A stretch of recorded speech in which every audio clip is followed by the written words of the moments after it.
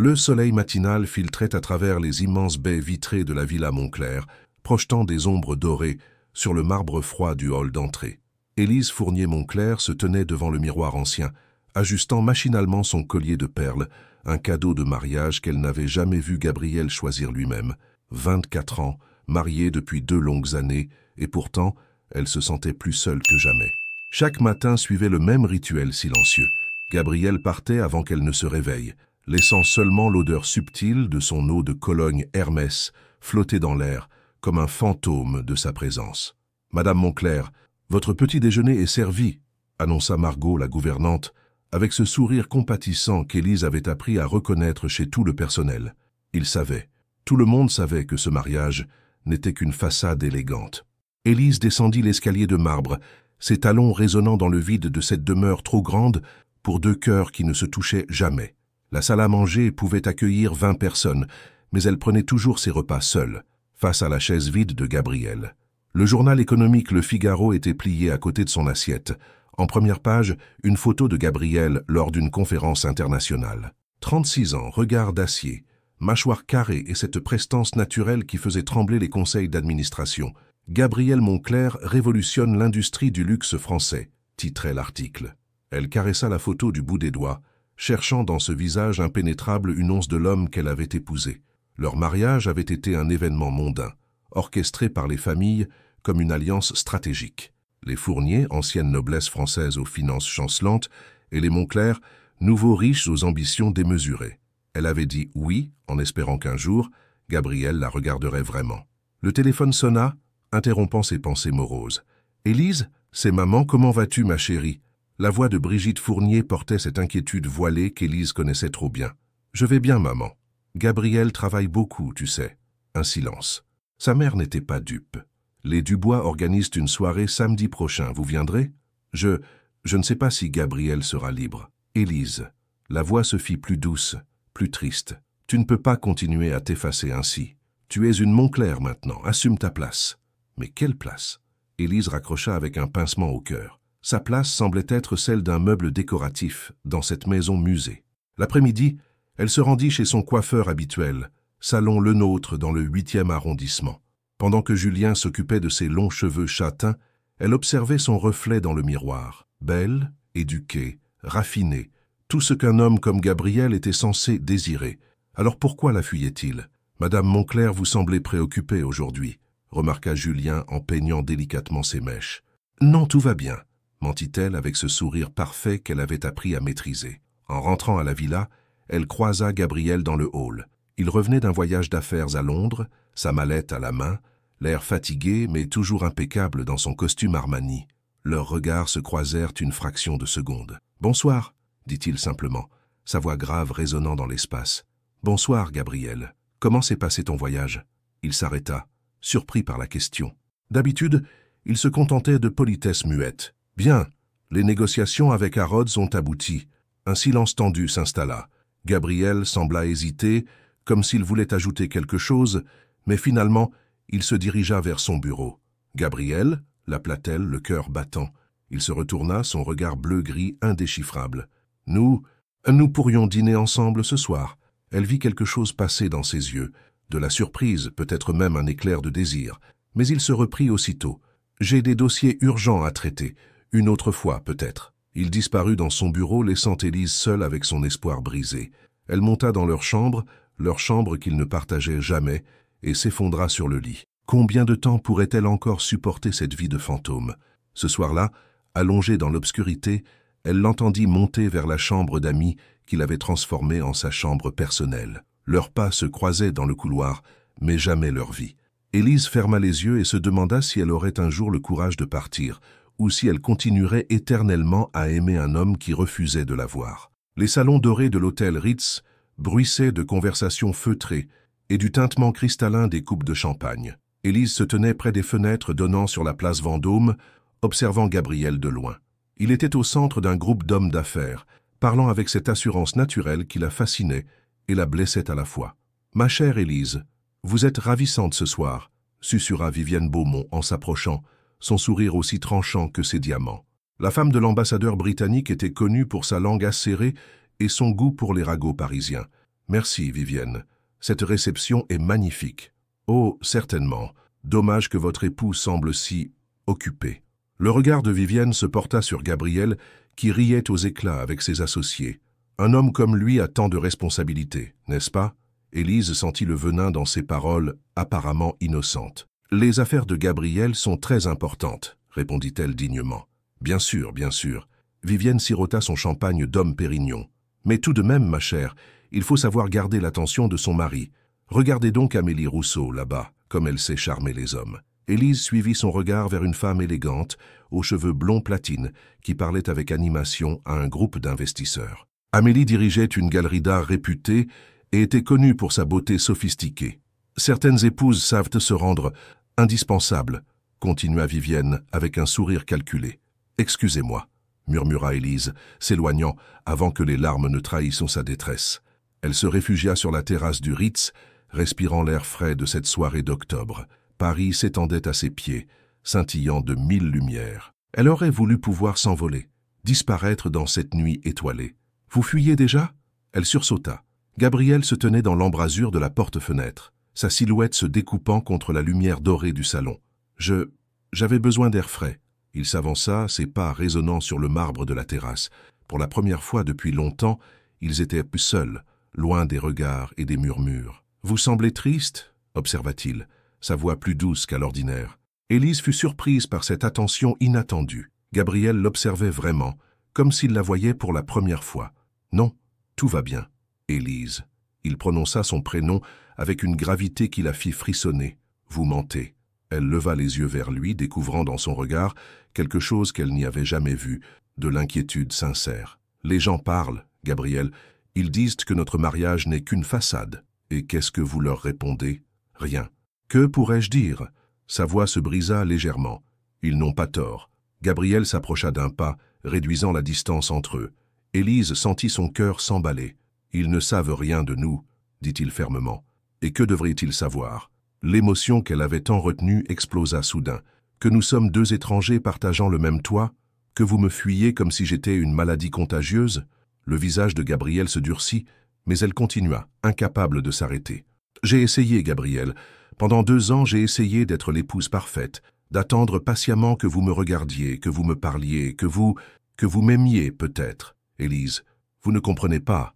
Non, c'est vous qui ne comprenez pas. » Les larmes coulaient maintenant librement sur ses joues. « Je suis en train de disparaître dans cette maison, dans ce mariage. Chaque jour, je me sens un peu plus invisible. » Gabriel tendit la main vers elle, mais s'arrêta à mi-chemin, comme retenu par une force invisible. « Je ne voulais pas. Alors pourquoi ?» Sa voix n'était plus qu'un murmure brisé. « Pourquoi m'avoir épousé si c'était pour me traiter comme un fantôme ?» Il ouvrit la bouche pour répondre, mais aucun son ne sortit.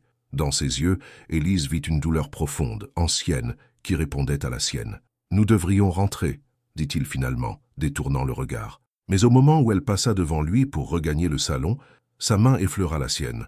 Un contact si bref qu'elle se demanda si elle ne l'avait pas imaginé. Pourtant, cette caresse fugace brûla sa peau comme une promesse non formulée. Cette nuit-là, pour la première fois depuis leur mariage, Élise entendit Gabriel faire les 100 pas dans sa chambre jusqu'aux premières heures de l'aube. Le bureau de Gabriel baignait dans la lumière tamisée de sa lampe de travail lorsqu'Élise y entra, portant un plateau avec du thé. Depuis leur conversation sur la terrasse du Ritz, une étrange tension flottait dans la villa, comme si quelque chose d'invisible avait bougé entre eux. « Vous travaillez tard » murmura-t-elle en posant le plateau sur la table basse.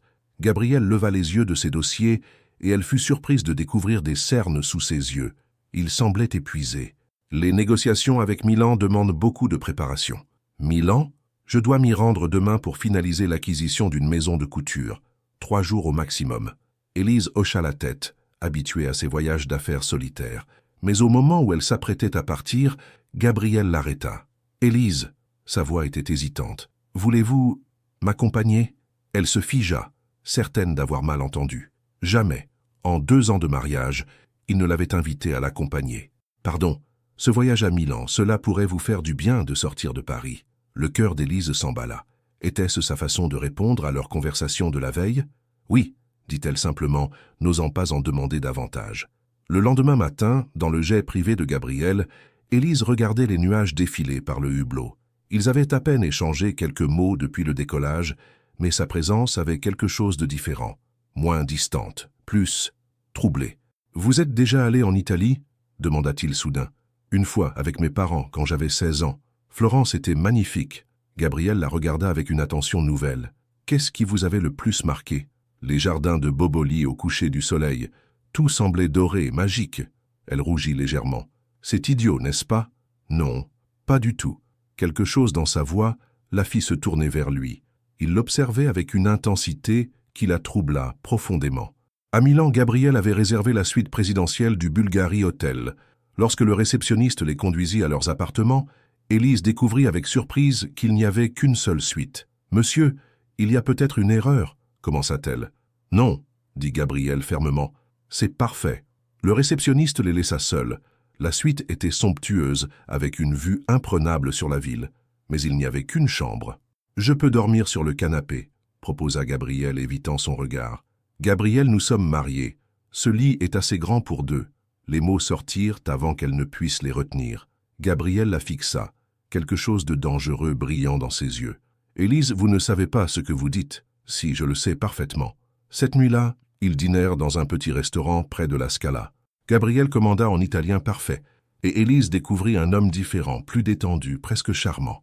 Il lui raconta ses premiers voyages d'affaires, ses erreurs de jeunesse, et elle riait pour la première fois depuis des mois. « Vous êtes différente quand vous riez, » dit-il soudain. « Différente comment ? Vraie, vivante. » Le vin italien aidant, les barrières semblaient s'effriter lentement. « Gabriel, pourquoi m'avez-vous épousé ?» La question brûlait ses lèvres depuis si longtemps. Il se tendit immédiatement. « Nos familles pensaient que c'était une bonne alliance. Ce n'est pas ce que je vous demande. » Il but une longue gorgée de Chianti avant de répondre. « Parce que vous étiez la seule femme qui ne me regardait pas comme un portefeuille. » Cette réponse la surprit. Elle avait espéré autre chose, mais c'était déjà plus qu'il ne lui avait jamais confié. De retour à la suite, une gêne palpable s'installa entre eux. Élise disparut dans la salle de bain pour se préparer pour la nuit, enfilant une chemise de nuit en soie ivoire qu'elle avait achetée pour leur lune de miel et jamais portée. Quand elle sortit, Gabriel était debout près de la fenêtre, torse nu, regardant Milan s'endormir. La vision de ses épaules larges et de sa musculature parfaite lui coupa le souffle. « Gabriel ?» Il se retourna et s'immobilisa en la voyant. Dans ses yeux, elle lut un désir si violent qu'elle en eut le vertige. « Élise, vous devriez vous coucher. » Mais aucun d'eux ne bougea. L'air entre eux vibrait de tensions non résolues. Le silence dans la suite était si dense qu'Élise entendait les battements effrénés de son propre cœur. Gabriel la regardait avec cette intensité qui la consumait de l'intérieur, ses mâchoires crispées comme s'il luttait contre lui-même. « Vous devriez vraiment aller vous coucher » répéta-t-il, mais sa voix était rauque, différente. Élise fit un pas vers lui, puis s'arrêta. Combien de fois avait-elle rêvé d'un moment comme celui-ci? Combien de nuits avait-elle pleuré en silence, espérant qu'il vienne la rejoindre? « Et vous ?» demanda-t-elle doucement. « Je vais rester ici encore un moment. »« Gabriel, nous sommes mariés depuis 2 ans. Combien de temps allez-vous continuer à me fuir ?» Il ferma les yeux, comme si ses paroles lui faisaient mal. « Vous ne comprenez pas, Élise. Si vous quoi ?» Il ouvrit les yeux et la regarda avec une vulnérabilité qu'elle ne lui avait jamais vue. « Si je me laisse aller, je ne pourrai plus m'arrêter. » Ces mots la touchèrent au plus profond. Elle s'approcha encore, ignorant la voix de la raison qui lui criait de reculer. « Et si je n'avais pas envie que vous vous arrêtiez ?» Gabriel recula d'un pas, heurtant presque la fenêtre. « Élise, vous ne savez pas ce que vous dites. Vous êtes innocente, vous. »« J'ai 24 ans, Gabriel. Je sais exactement ce que je dis. » Elle était maintenant si proche qu'elle pouvait sentir la chaleur de sa peau, voir les muscles de son torse se contracter sous l'effet de sa respiration saccadée. « Je vais prendre une douche, » dit-elle finalement, comprenant qu'il n'était pas prêt. Gabriel hocha la tête, soulagé et déçu à la fois. Élise se dirigea vers la salle de bain, mais au moment de refermer la porte, elle hésita. Son cœur battait si fort qu'elle avait peur qu'il explose. Dans un élan de courage qu'elle ne se connaissait pas, elle laissa la porte entrebâillée. L'eau chaude coulait sur sa peau comme une caresse. Elle ferma les yeux, laissant la vapeur envahir la salle de bain. Jamais elle ne s'était sentie si audacieuse, si vivante. Pour la première fois de sa vie, elle prenait les choses en main. Quand elle ferma les robinets, un silence étrange régnait dans la suite. Elle enroula une serviette autour d'elle et entr'ouvrit la porte. Gabriel était assis sur le bord du lit, la tête entre les mains. « Gabriel ?» Il leva les yeux vers elle, et ce qu'elle y vit la fit trembler. le désir, la lutte intérieure, et quelque chose d'autre, de la peur. « Vous allez bien ?» Il se leva lentement, s'approchant d'elle comme un homme en transe. « Non, » dit-il simplement, « je ne vais pas bien du tout. »« Qu'est-ce qui ne va pas ?» Il s'arrêta à quelques centimètres d'elle, son regard allant de ses yeux à ses lèvres. « Vous, Élise, avec votre innocence, votre douceur, vous me rendez fou depuis le premier jour. Alors pourquoi ? Parce que j'ai peur, explosa-t-il soudain. Peur de vous faire mal, peur de vous détruire comme j'ai détruit. » Il s'interrompit, mais Élise avait saisi quelque chose d'important. « Comme vous avez détruit qui, Gabriel ?» Il détourna le regard, mais elle posa sa main sur sa joue, le forçant à la regarder. « Dites-moi. »« Camille, » murmura-t-il. Elle s'appelait Camille. Je l'aimais et elle est morte à cause de moi. Élise sentit son cœur se serrer. Enfin, elle comprenait sa distance, ses murs, sa peur de s'attacher. « Gabriel, regardez-moi. » Ses yeux bleu-gris étaient brillants de larmes contenues. « Je ne suis pas Camille. Et vous n'êtes plus l'homme que vous étiez alors. Élise, depuis 2 ans, je meurs à petit feu dans ce mariage. Laissez-moi vivre, Gabriel. Laissez-nous vivre. » Quelque chose se brisa en lui. Il posa ses mains sur ses joues, son pouce caressant sa peau humide. « Je ne veux pas vous perdre, » murmura-t-il. « Vous ne me perdrez pas, mais vous m'avez déjà perdu en me tenant à distance. » Les dernières barrières s'effondrèrent. Gabriel pencha sa tête vers elle, ses lèvres effleurant les siennes dans un baiser d'une tendresse infinie. Puis, comme si toute la passion retenue explosait en lui, il l'embrassa avec une ferveur qui lui coupa le souffle. Élise répondit à son baiser avec tout l'amour qu'elle avait gardé secret pendant 2 années. Elle sentit ses jambes faiblir quand il la souleva dans ses bras, la portant vers le lit, comme si elle ne pesait rien. « Je t'aime », murmura-t-elle contre ses lèvres. « Je t'aime depuis le premier jour. » Gabriel s'immobilisa, la regardant avec émerveillement. « Comment peux-tu m'aimer alors que je t'ai fait tant de mal ? Parce que j'ai vu l'homme que tu es vraiment. Sous ta froideur, sous tes murs, j'ai vu ton cœur. » Il l'embrassa encore, avec plus de douceur cette fois, comme s'il découvrait un trésor précieux. Cette nuit-là, dans la suite milanaise baignée de lune, Gabriel et Élise s'aimèrent pour la première fois. Non pas comme 2 étrangers unis par un contrat, mais comme 2 âmes qui avaient enfin trouvé leur moitié. Les premiers rayons du soleil italien filtraient à travers les rideaux de soie, caressant le visage endormi d'Élise. Elle ouvrit lentement les yeux, sentant une chaleur inhabituelle contre son dos. Gabriel. Son bras l'entourait possessivement, même dans le sommeil, comme s'il avait peur qu'elle disparaisse. Pour la première fois depuis leur mariage, elle se réveillait dans ses bras. Elle se tourna délicatement pour l'observer. Endormi, Gabriel paraissait plus jeune, plus vulnérable. Ses traits étaient détendus, débarrassés de cette tension perpétuelle qui le caractérisait. Elle caressa doucement sa mâchoire, encore incrédule de ce qui s'était passé entre eux. Gabriel ouvrit les yeux et la regarda longuement, comme s'il vérifiait qu'elle était bien réelle. « Bonjour », murmura-t-elle timidement. « Bonjour. » Sa voix était enrouée, pleine d'une tendresse nouvelle. « Tu as bien dormi ?» Le tutoiement la fit frissonner de bonheur. C'était la première fois qu'il l'utilisait. Merveilleusement bien. Gabriel resserra son étreinte, enfouissant son visage dans ses cheveux. « Je ne veux pas me lever, avoua-t-il. Je ne veux pas que ce moment se termine. »« Il ne se terminera pas, dit-elle en se tournant entièrement vers lui. Nous sommes mariés, Gabriel. Nous avons toute la vie. » Quelque chose passa dans son regard, une ombre fugace qui n'échappa pas à Élise. « Qu'est-ce qu'il y a ?» Gabriel s'assit dans le lit, passant une main dans ses cheveux ébouriffés. « Élise, il faut que tu saches. Ma vie n'est pas simple. Être avec moi, vraiment avec moi, cela pourrait être dangereux. » Dangereux comment ? Il se leva, enfilant son pantalon, et elle comprit qu'il se refermait déjà. Gabriel, non. Elle sortit du lit, s'enroulant dans le drap. Ne refais pas ça. Ne recommence pas à fuir. Je ne fuis pas, j'essaie de te protéger. De quoi ? Il se retourna vers elle, son visage grave. De ma famille, de mes affaires, du monde dans lequel je vis. Élise s'approcha de lui, posant ses mains sur son torse. Alors parle-moi, explique-moi, mais ne me repousse pas. Gabriel la regarda longuement, luttant visiblement avec lui-même. Finalement, il l'entraîna vers le balcon donnant sur Milan qui s'éveillait. Mon père, Henri Moncler, a bâti son empire sur des compromis que beaucoup jugeraient discutables, commença-t-il. Chantage, corruption, intimidation. Quand j'ai hérité de tout ça à sa mort, j'ai essayé de nettoyer les affaires familiales. Élise l'écoutait sans l'interrompre, comprenant enfin la complexité de l'homme qu'elle aimait. Camille, c'était journaliste d'investigation. Elle enquêtait sur les pratiques de mon père quand nous nous sommes rencontrés. Je suis tombé amoureux d'elle et Je lui ai fait confiance. Je lui ai donné des informations pour l'aider dans son enquête. Qu'est-ce qui s'est passé? Gabriel ferma les yeux, la douleur évidente sur son visage. Des hommes de main des anciens associés de mon père l'ont retrouvé. L'accident de voiture n'en était pas un. Sa voix se brisa. Elle est morte à cause des informations que je lui avais données. Élise sentit son cœur se serrer de compassion. Gabriel, ce n'était pas ta faute. Si, ça l'était, explosa-t-il. J'aurais dû la protéger, j'aurais dû prévoir. Tu avais quoi, 28 ans? Tu ne pouvais pas tout contrôler. Depuis, j'ai nettoyé toutes les affaires louches, j'ai coupé tous les liens dangereux. Mais il reste des ennemis, des gens qui voudraient me voir tomber. Et maintenant, il la regarda avec une intensité douloureuse. Maintenant, il pourrait s'en prendre à toi. Élise comprit enfin pourquoi il l'avait tenue à distance. Ce n'était pas de l'indifférence, c'était de la protection. C'est pour ça que tu m'évitais. Tu pensais me protéger en ne m'aimant pas. Je t'aime depuis le premier jour où je t'ai vu, avoua-t-il soudain.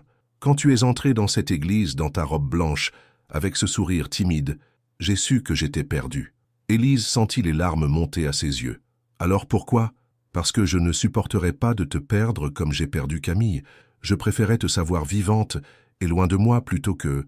Elle posa ses doigts sur ses lèvres pour l'interrompre. Gabriel, regarde-moi. Je ne suis pas Camille. Je connais les risques maintenant. Et je choisis de rester. Je choisis de t'aimer. Élise... Non, laisse-moi finir. Pendant 2 ans, j'ai vécu comme une morte vivante dans notre mariage. Si je dois mourir, je préfère mourir en ayant vraiment vécu, en t'ayant vraiment aimé. Gabriel la prit dans ses bras, la serrant contre lui comme s'il voulait la faire entrer dans sa peau. « Tu es folle », murmura-t-il contre ses cheveux. « Folle de toi ». Ils restèrent enlacés sur le balcon, Milan s'éveillant sous leurs yeux. Élise savait que leur retour à Paris ne serait pas simple. La famille Moncler, habituée à voir Gabriel indifférent à sa femme, n'accepterait pas facilement ce changement. « Gabriel, ta mère, elle ne m'aime pas beaucoup. Marguerite ne t'aime pas parce qu'elle sait que tu représentes un danger pour son contrôle sur moi. Elle a toujours espéré que notre mariage resterait une façade. Et ton frère Damien ?» Gabriel se tendit. « Damien. Damien a ses propres ambitions. Il n'a jamais accepté que papa me lègue tout à moi. » Élise comprenait maintenant qu'en s'ouvrant à elle, Gabriel ne faisait pas que révéler ses sentiments. Il lui donnait accès à un monde dangereux, plein d'ennemis cachés et d'intérêts divergents. « Je serai forte, » dit-elle simplement. « Pour nous deux. » Gabriel la regarda avec un mélange d'amour et d'admiration. « Ma petite lionne, » murmura-t-il en l'embrassant tendrement. Mais même dans ce moment de bonheur parfait, il ne pouvait pas savoir que Damien Moncler, à Paris, avait déjà été informé de leur escapade romantique par l'assistant de Gabriel, et qu'il préparait déjà sa riposte. Le jet privé atterrit sur le tarmac de l'aéroport du Bourget par un après-midi gris de novembre. Élise regardait Paris s'étendre sous les nuages, la main de Gabriel serrée dans la sienne. Pendant ces 3 jours magiques à Milan, ils avaient vécu comme un couple normal, amoureux et libre. Mais en approchant de Paris, elle sentait Gabriel se tendre progressivement. « Tout ira bien », murmura-t-elle en caressant sa main. Gabriel tourna vers elle ses yeux bleu-gris, et elle y vit cette inquiétude qu'elle apprenait à reconnaître. « Ma famille va remarquer le changement entre nous. Ils ne laisseront pas passer ça. Alors nous affronterons ça ensemble. » Il porta sa main à ses lèvres, y déposant un baiser tendre. « Tu es si forte, Élise, plus forte que tu ne le crois. » La Bentley les attendait sur le tarmac. Philippe, le chauffeur de la famille depuis 20 ans, les salua poliment. Mais Élise ne manqua pas son regard surpris quand Gabriel l'aida galamment à monter en voiture avant de s'installer près d'elle au lieu de s'asseoir en face. Pendant le trajet vers Neuilly, Gabriel ne lâcha pas sa main, comme s'il puisait sa force dans ce contact. Élise admirait ce changement chez lui. L'homme froid et distant qu'elle avait épousé laissait place à un homme passionné, attentionné, presque possessif dans sa tendresse. Lorsqu'ils arrivèrent à la villa, Margot les accueillit avec son sourire habituel, mais son regard s'attarda sur leurs mains entrelacées. « Madame la comtesse Marguerite vous attend au salon, monsieur Gabriel », annonça-t-elle. Gabriel se raidit imperceptiblement. Sa mère n'était pas censée venir aujourd'hui. « Ma mère est là, depuis ce matin, monsieur, avec monsieur Damien. » Élise sentit Gabriel se tendre davantage.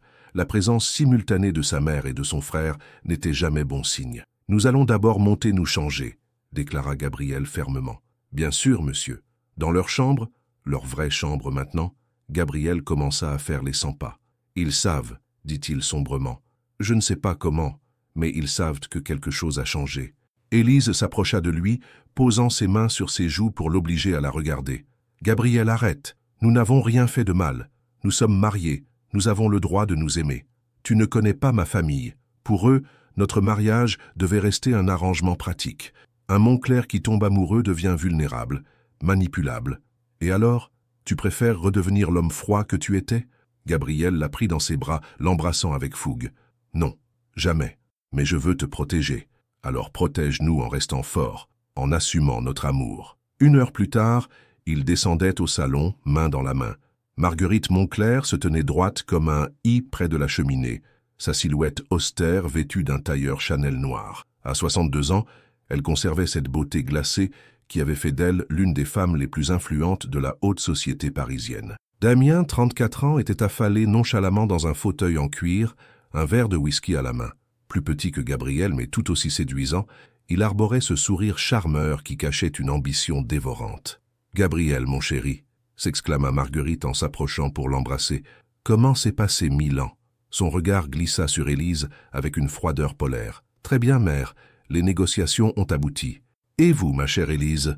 demanda Marguerite avec un sourire pincé. « J'espère que vous avez apprécié votre petit voyage touristique ?» Le ton condescendant fit bouillir Élise, mais elle garda son calme. « C'était merveilleux, merci.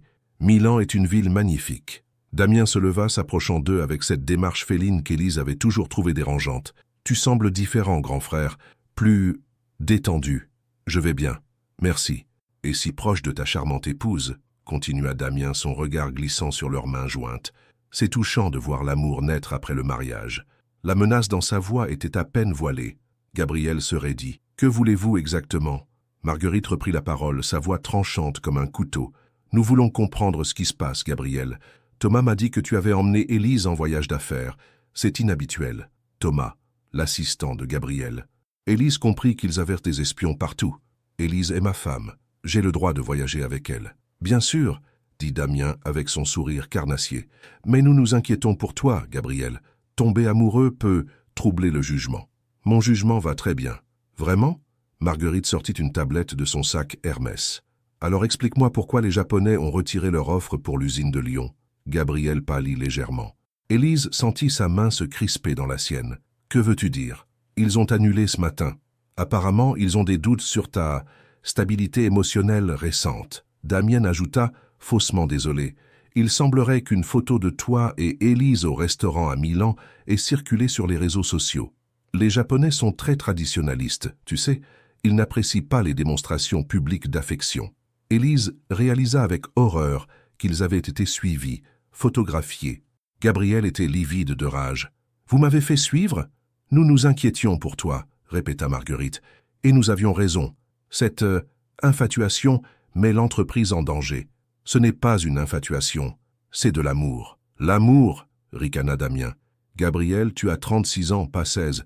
Tu as des responsabilités envers la famille, envers l'entreprise. » Élise ne put se taire plus longtemps. Gabriel n'a pas à choisir entre l'amour et les affaires.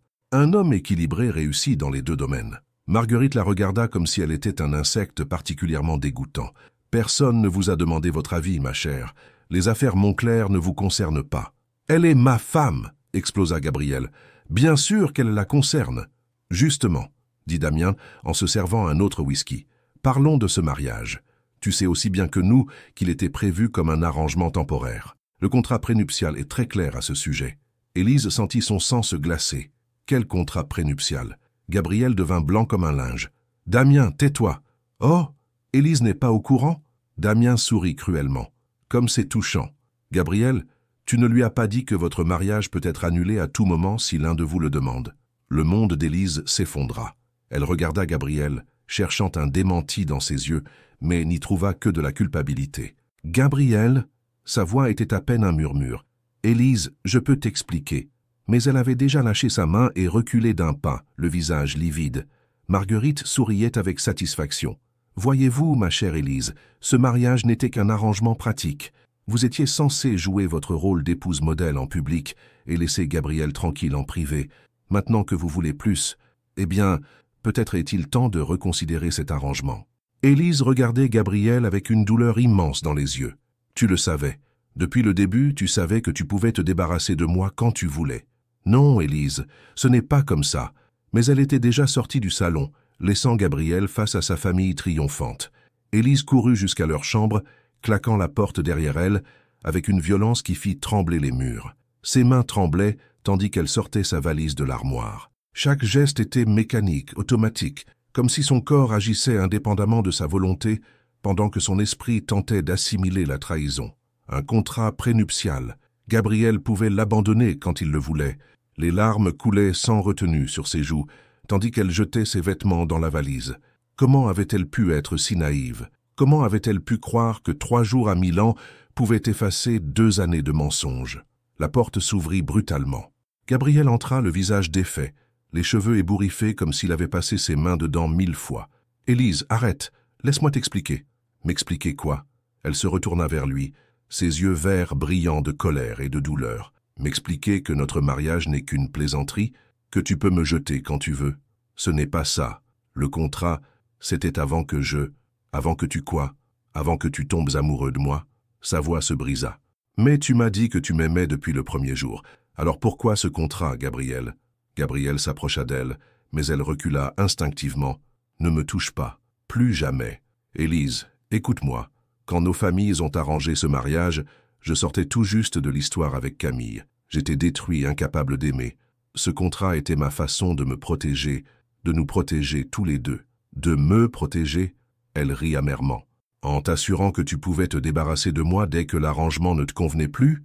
Non, en te donnant une porte de sortie si tu réalisais que tu ne pouvais pas supporter cette vie. » Élise cessa de faire sa valise et le regarda avec une incrédulité totale. « Tu ne comprends vraiment pas, n'est-ce pas? Pendant 2 ans, j'ai attendu. Pendant 2 ans, j'ai espéré qu'un jour tu me regardes vraiment. Et tout ce temps, tu savais que je n'étais qu'une épouse temporaire ?» Gabriel s'assit lourdement sur le bord du lit, la tête entre les mains. « Je voulais te le dire. 1000 fois j'ai voulu te le dire, surtout à Milan. Mais j'avais peur que tu partes. Alors tu as préféré me mentir. Ce n'était pas un mensonge. Mes sentiments pour toi sont vrais, Élise. Plus vrais que tout ce que j'ai jamais ressenti. Tes sentiments. » Elle ferma sa valise d'un geste sec. « Tes sentiments n'ont pas empêché ta famille de me photographier en secret, de saboter tes affaires, de m'humilier devant toi. Je vais les arrêter.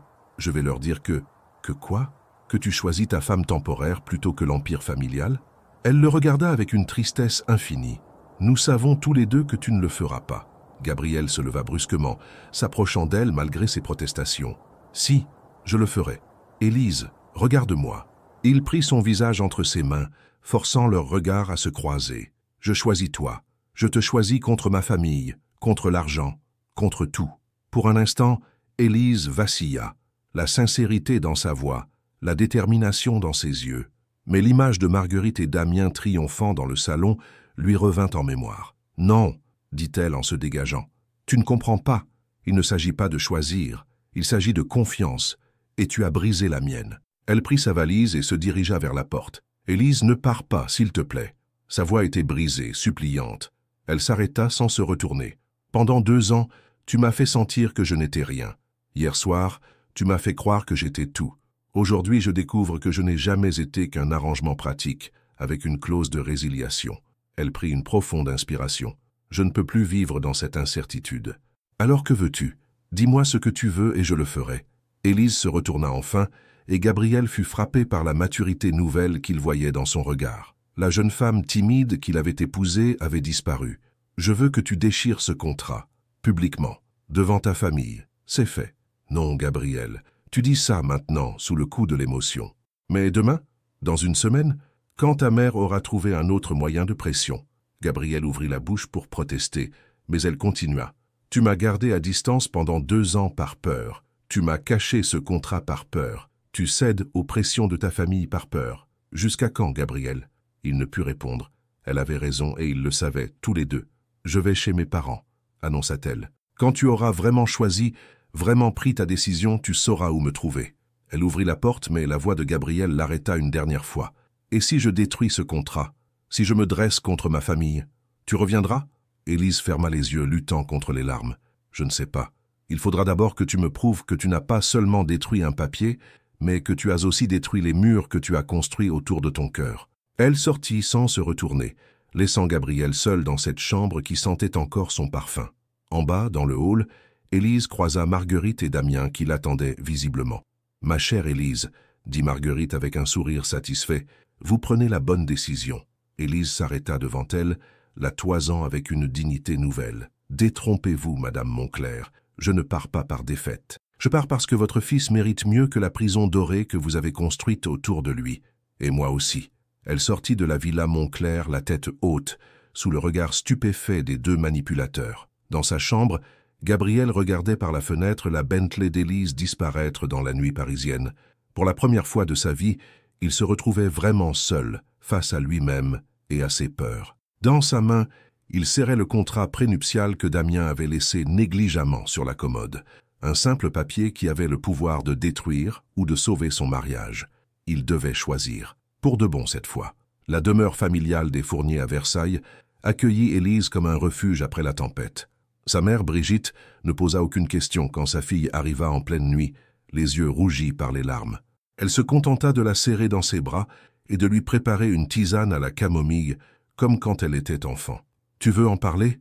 demanda doucement Brigitte, en s'asseyant près d'elle dans le petit salon familier. « Pas encore, maman, pas encore. » Brigitte hocha la tête avec cette sagesse maternelle qui ne force jamais les confidences.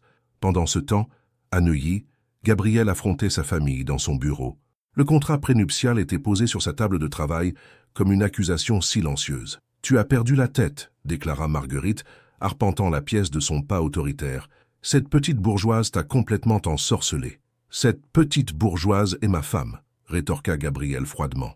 Damian, confortablement installé dans un fauteuil, sirotait un cognac avec une nonchalance étudiée. « Allons, Gabriel, sois raisonnable. Élise était parfaite quand elle restait à sa place. Mais maintenant qu'elle a des prétentions, il laissa sa phrase en suspens, haussant les épaules. Des prétentions. Gabriel se leva brutalement. Elle prétend quoi exactement? Être aimée par son mari. Elle prétend avoir son mot à dire dans les affaires familiales, trancha Marguerite. J'ai vu comment elle t'a regardé tout à l'heure. Cette fille a de l'ambition maintenant. Gabriel éclata de rire, mais c'était un rire sans joie. Vous ne connaissez rien à Élise. Elle n'a jamais voulu autre chose que d'être aimée. Moi, j'étais trop lâche pour le faire. Lâche? Marguerite se figea. Comment oses-tu? Parce que c'est la vérité. Pendant 2 ans, j'ai utilisé la mort de Camille comme excuse pour fuir mes responsabilités d'époux.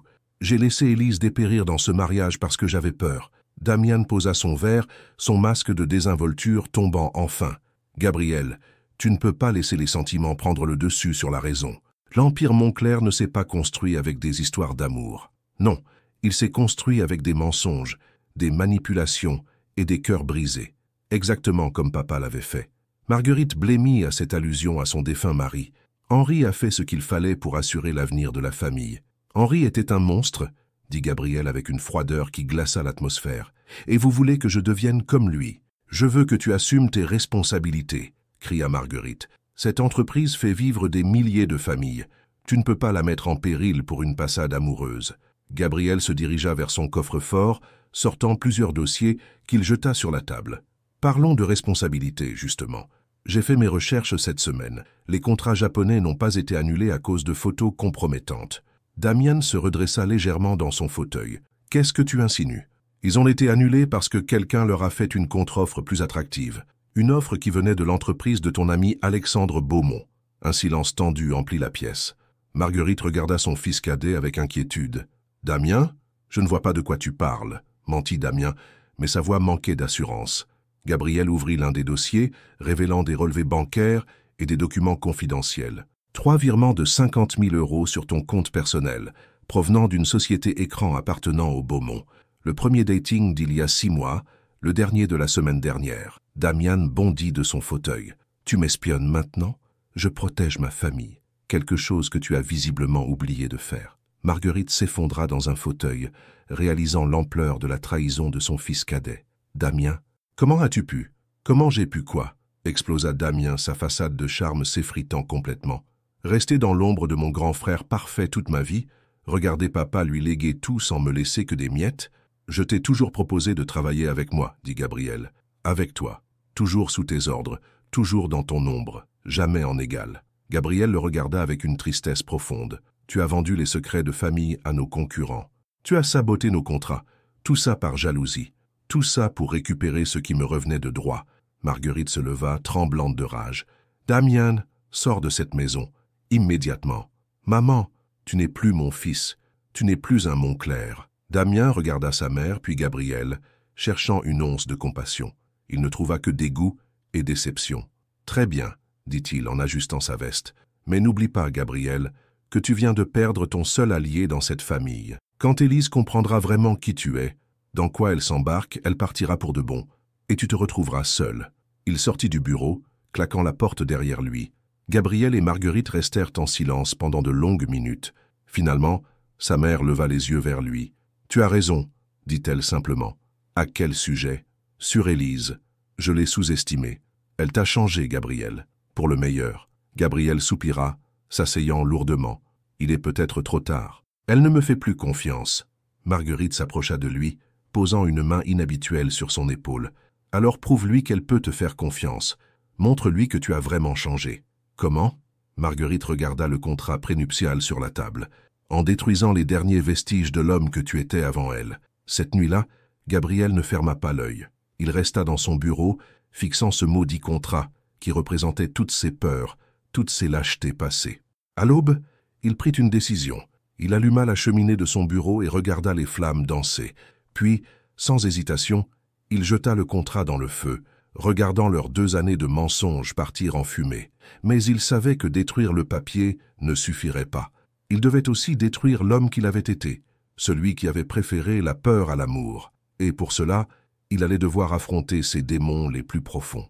3 jours s'étaient écoulés depuis qu'Élise avait quitté la villa Moncler.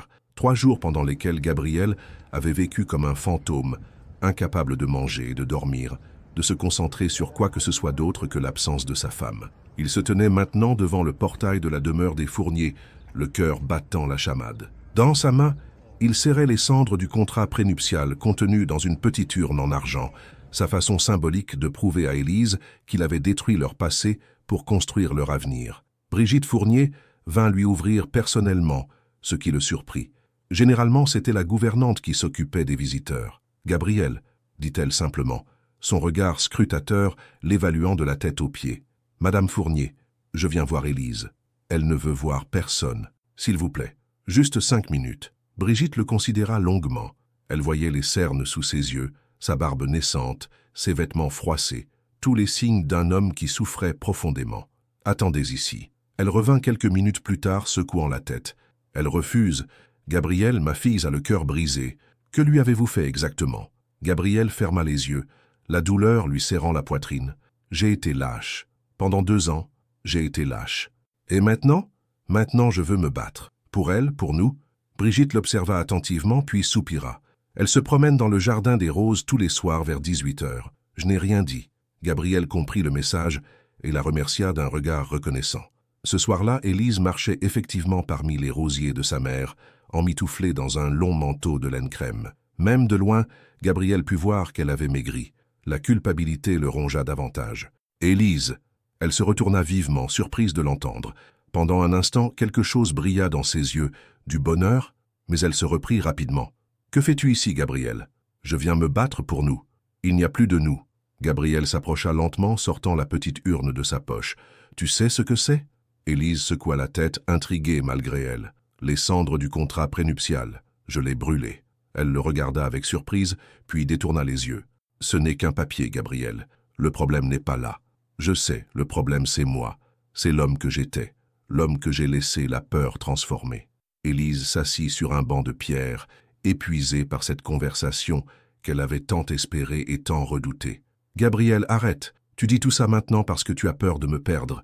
Mais dans quelques semaines, quand les choses se seront calmées, dans quelques semaines, je t'aimerai encore plus qu'aujourd'hui. » Comment peux-tu en être sûr? Gabriel s'agenouilla devant elle sur le gravier du jardin, prenant ses mains dans les siennes. « Parce que j'ai compris quelque chose, Élise.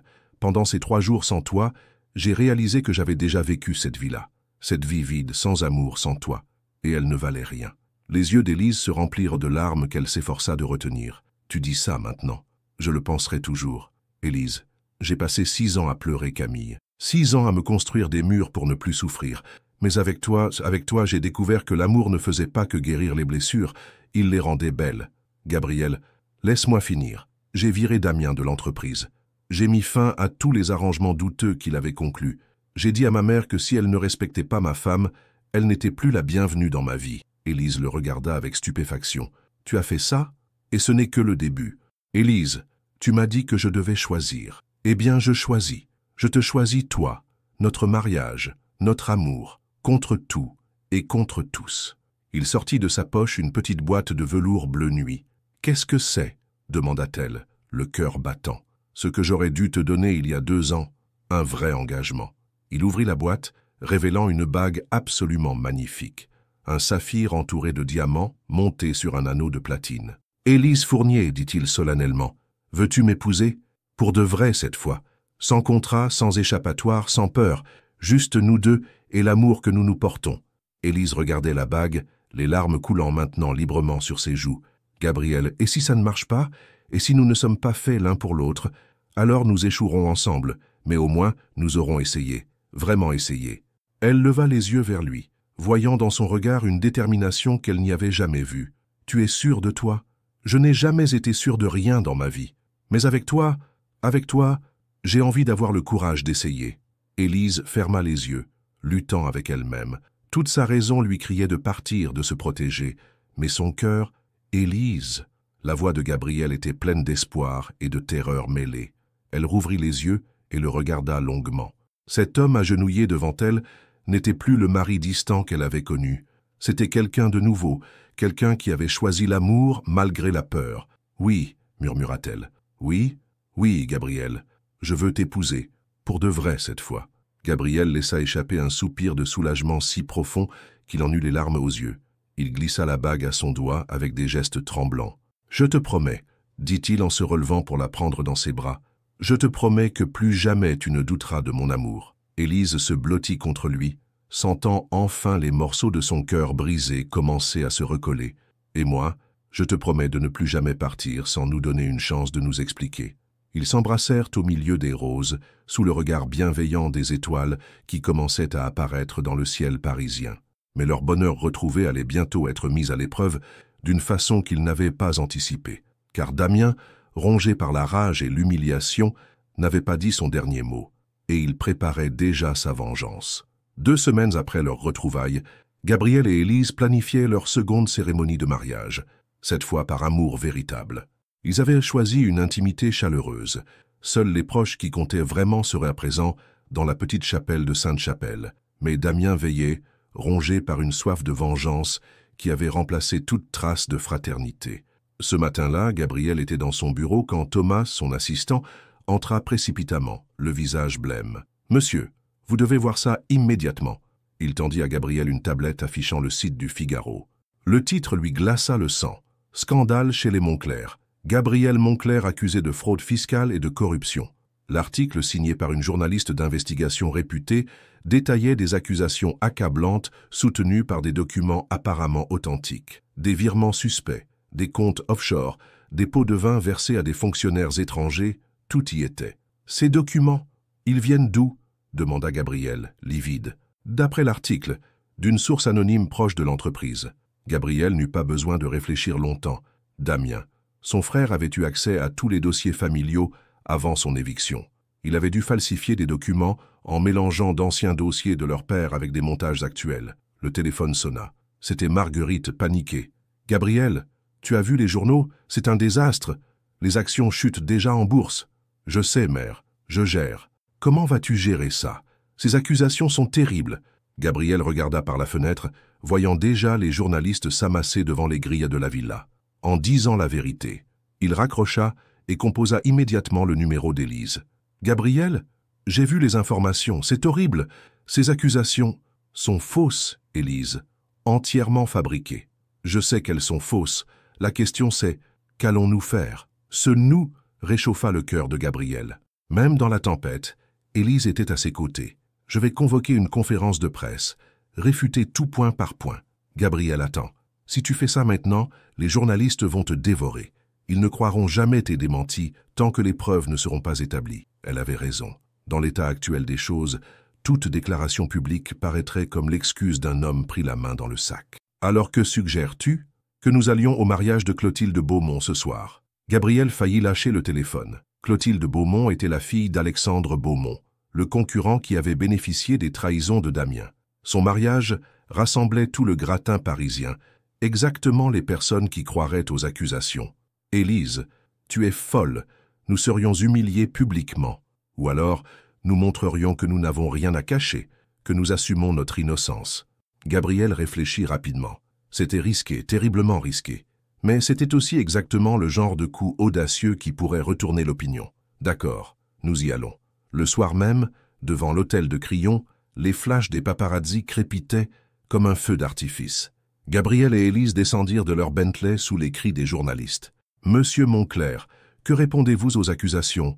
Allez-vous démissionner? Votre épouse était-elle au courant ?» Gabriel ignora les questions, tenant fermement la main d'Élise. Elle était resplendissante dans une robe de soie bleu nuit qui faisait écho à ses yeux, rayonnant d'une confiance qui forçait le respect. Dans les salons dorés du Crillon, leur entrée provoqua un silence glacial. Tous les regards se tournèrent vers eux, certains hostiles, d'autres simplement curieux. Élise sentit Gabriel se tendre à ses côtés. « Respire, murmura-t-elle. Nous sommes innocents. Montre-le. » Ils avancèrent dignement dans la foule, saluant poliment les invités.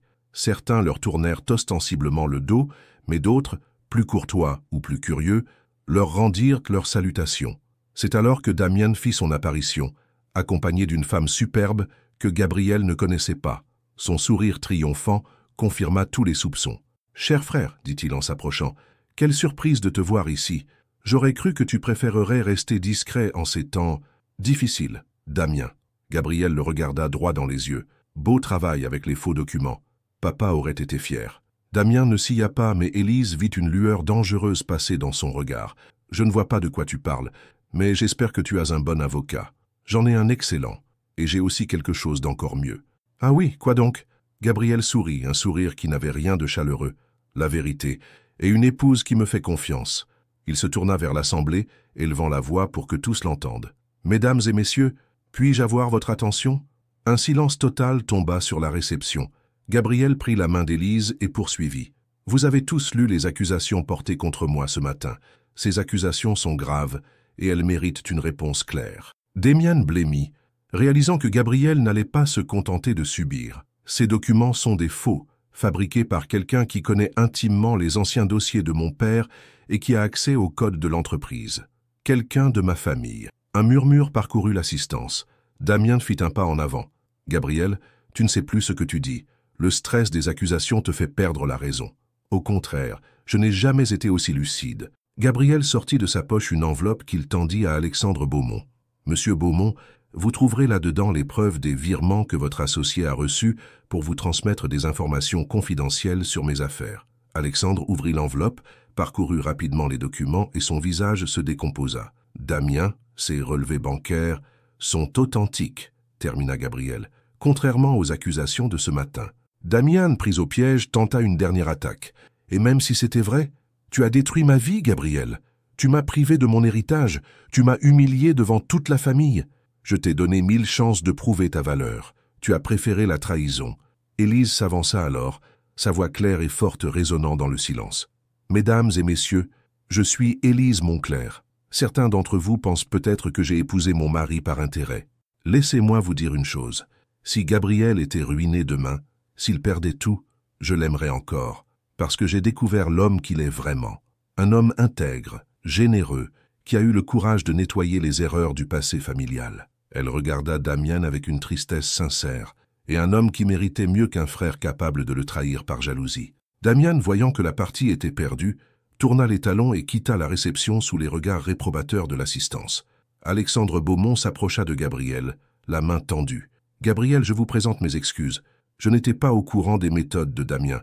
J'accepte vos excuses, Alexandre. Nous avons tous été dupés. » Peu à peu, les conversations reprirent, mais cette fois avec un regard différent sur le couple Moncler. Élise avait non seulement défendu son mari, mais elle avait montré à tous une dignité et une force qui imposaient le respect. Marguerite, présente à la réception, s'approcha d'eux à la fin de la soirée. « Élise, dit-elle simplement, je vous dois des excuses. Vous êtes exactement l'épouse dont Gabriel avait besoin. » 6 mois plus tard, Gabriel et Élise renouvelaient leurs vœux dans la chapelle familiale des Fournier, entourés seulement de ceux qui les aimaient vraiment. Cette fois, quand Gabriel dit oui, il le pensait avec chaque fibre de son être. Et quand il embrassa sa femme devant l'autel, Il sut qu'il avait enfin trouvé le courage d'aimer sans peur. Élise, rayonnante dans sa robe de dentelle ivoire, était devenue cette femme forte qu'elle avait toujours eue en elle. Elle n'était plus l'épouse invisible d'autrefois, mais la compagne aimée et respectée d'un homme qui avait appris à ouvrir son cœur. Car parfois, les plus belles histoires d'amour commencent par la peur et se terminent par le courage de tout risquer pour la personne qu'on aime. Le soleil de mai caressait les jardins de la Villa Montclair, transformés depuis 3 ans en un véritable paradis fleuri. Élise avait remplacé les parterres géométriques et froids par des massifs colorés, où roses, pivoines et lavandes se mélangeaient dans une harmonie naturelle qui reflétait parfaitement sa personnalité. Assise sur la terrasse en teck que Gabriel avait fait construire pour elle, Élise regardait son mari jouer avec leur fille de 18 mois, Louise, qui tentait courageusement ses premiers pas sur la pelouse. Ses boucles châtain clair brillaient au soleil et ses yeux bleu-vert, parfait mélange de ceux de ses parents, pétillaient de malice. « Allez, ma princesse, viens vers papa », encourageait Gabriel, agenouillé à quelques mètres de leur fille. Louise babillait joyeusement, titubant vers lui avec cette détermination adorable des tout-petits. Quand elle atteignit enfin les bras de son père, Gabriel la souleva en riant, la faisant tournoyer dans les airs sous ses cris de joie. Élise sourit, posant instinctivement sa main sur son ventre encore plat, mais qui abritait déjà leur second enfant. Elle n'avait annoncé la nouvelle à Gabriel que la veille, et le souvenir de son émotion la réchauffait encore. « Un autre bébé ?» avait-il murmuré, les larmes aux yeux, en posant ses mains sur son ventre. « Vraiment ? Vraiment ? Tu es heureux ?» Pour toute réponse, il l'avait serré dans ses bras et embrassé avec une tendresse infinie, murmurant à son oreille « Je n'ai jamais été aussi heureux de ma vie. » Le téléphone de la terrasse sonna, tirant Élise de ses souvenirs. C'était Marguerite, devenue au fil du temps non seulement une belle-mère acceptable, mais une véritable alliée. « Élise, ma chérie, comment allez-vous » La transformation de Marguerite avait été l'une des surprises les plus agréables de ces 3 dernières années. Après avoir vu sa belle-fille défendre Gabriel au crayon, elle avait progressivement appris à la connaître et à l'apprécier. La naissance de Louise avait achevé de les rapprocher. « Très bien, Marguerite. Louise fait ses premiers pas aujourd'hui. Oh, quelle merveille! J'arrive immédiatement. Et Gabriel? Il est aux anges, comme vous pouvez l'imaginer. Parfait. À propos, avez-vous des nouvelles de l'exposition ?» Élise sourit. L'exposition de photographie qu'elle préparait depuis des mois, son premier projet professionnel depuis son mariage, ouvrait la semaine suivante dans une galerie prestigieuse du Marais. Gabriel l'avait encouragée à reprendre la photographie, passion qu'elle avait abandonnée après leur mariage. Tout est prêt. Gabriel a insisté pour organiser une réception privée pour le vernissage. Il a raison. Vous méritez d'être célébrée, ma chère. Après avoir raccroché, Élise observa Gabriel qui installait maintenant Louise dans sa balançoire préférée sous le grand chêne centenaire. Comme il avait changé. L'homme froid et distant qu'elle avait épousé n'existait plus. À la place, elle avait découvert un père dévoué, un mari passionné, un homme d'affaires intègre qui avait complètement redressé l'empire familial. L'entreprise Montclair était maintenant l'une des plus respectées de France, connue autant pour son succès que pour son éthique irréprochable. Gabriel avait créé une fondation d'aide aux familles en difficulté, en mémoire de Camille, avait-il confié à Élise, et s'était imposé comme l'un des leaders du renouveau moral des affaires françaises. « À quoi penses-tu » demanda Gabriel en s'approchant, Louise endormie dans ses bras. « À nous, à tout ce chemin parcouru. » Gabriel s'assit près d'elle, calant leur fille contre son épaule. « Tu as des regrets ?»« Aucun. Et toi ?»« Mon seul regret, c'est d'avoir perdu tant de temps avant de t'aimer vraiment. » Élise posa sa tête sur son épaule libre. « Ce temps perdu nous a menés jusqu'ici. Je ne changerai rien, même nos disputes terribles, surtout nos disputes terribles. Clash nous ont appris à nous battre l'un pour l'autre. » Gabriel déposa un baiser sur ses cheveux. « À propos de se battre, j'ai eu des nouvelles de Damien ce matin. » Élise se redressa, surprise. Il n'avait plus entendu parler de son frère depuis le scandale au crayon. « Il va bien ?» Gabriel eut un petit sourire. Même après tout ce que Damien leur avait fait subir, Élise gardait de la compassion pour lui. Il vit à New York maintenant. Il a monté sa propre entreprise de consulting apparemment avec succès. Et il hésita. Il s'est marié. « Gabriel, c'est merveilleux. Tu vas le recontacter ?»« Je ne sais pas. Il m'a envoyé une lettre. Il s'excuse. Il dit qu'il a compris ses erreurs. » Élise prit sa main libre dans la sienne. « La famille, c'est important, Gabriel. La rancune nous empoisonne. Tu lui pardonnerais si facilement. Je lui ai déjà pardonné. Il était malheureux, jaloux. Il a fait des erreurs terribles, mais c'est ton frère. » Gabriel la regarda avec cette expression d'émerveillement qu'il avait souvent quand elle le surprenait par sa générosité. « Comment fais-tu pour être si bonne? »« Je ne suis pas bonne, je suis juste heureuse. Et quand on est heureux, pardonner devient plus facile. » Ce soir-là, après avoir couché Louise, ils dînèrent en tête-à-tête sur la terrasse, éclairés par les bougies et les étoiles. Gabriel avait préparé le repas lui-même, une habitude charmante qu'il avait prise depuis la naissance de leur fille. « Gabriel, » dit Élise en portant son verre d'eau à ses lèvres, « j'ai réfléchi à un nom pour le bébé. »« Oh, et qu'est-ce que tu proposes? Si c'est un garçon, Henri. » Gabriel faillit s'étrangler avec son vin. « Henri? Comme mon père? »« Comme ton père, oui, pour que ce prénom retrouve sa beauté. » Gabriel la regarda longuement, émue par cette façon qu'elle avait de transformer même les souvenirs douloureux en quelque chose de beau. « Et si c'est une fille? »« Camille. » Cette fois, Gabriel posa son verre, les yeux brillants. « Élise, elle faisait partie de ton histoire, Gabriel, de l'homme que tu es devenu. Je veux que nos enfants connaissent cette histoire, qu'ils comprennent d'où vient l'amour de leurs parents. » Gabriel se leva, contourna la table et prit sa femme dans ses bras. « Je t'aime, » murmura-t-il contre ses cheveux. « Je t'aime tellement que parfois j'ai peur que ce ne soit qu'un rêve. Ce n'est pas un rêve, c'est notre réalité, notre belle réalité. » Plus tard dans la soirée, allongés dans leur lit, Élise nichée contre le torse de Gabriel, ils regardaient par la fenêtre ouverte les jardins baignés de lune. « Dis-moi, » murmura Gabriel, « si tu pouvais revenir en arrière au jour de notre premier mariage, que dirais-tu à la jeune femme que tu étais ?» Élise réfléchit un moment. « Je lui dirais, sois patiente, sois courageuse, et n'oublie jamais ta valeur. L'homme que tu aimes apprendra à t'aimer en retour, mais d'abord tu dois apprendre à t'aimer toi-même. Et moi, dit Gabriel, je dirais à l'homme que j'étais, n'aie pas peur d'aimer. La femme qui entre dans ta vie ne ressemble à aucune autre. Elle ne te trahira pas, elle ne te quittera pas. Elle t'apprendra que l'amour n'est pas une faiblesse, mais la plus grande des forces. » Ils s'endormirent ainsi, enlacés, dans cette maison qui avait été témoin de leur histoire d'amour tumultueuse. Une histoire qui avait commencé par la fuite et l'évitement, traversé les tempêtes de la méfiance et de la trahison, pour s'épanouir finalement dans la plus belle des vérités, que l'amour véritable vaut tous les combats.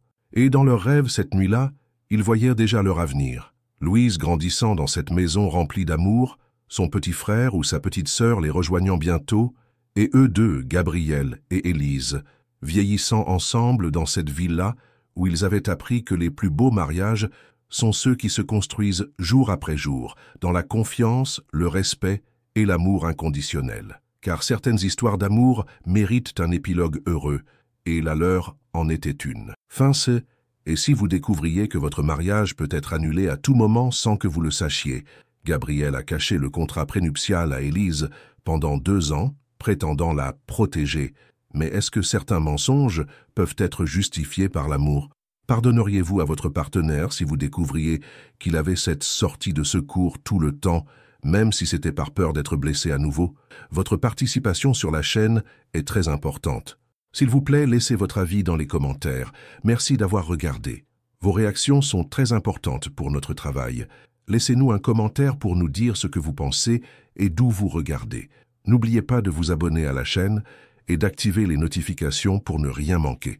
Votre participation est très importante pour la poursuite de notre travail, alors partagez-la avec ceux qui aimeront cette histoire.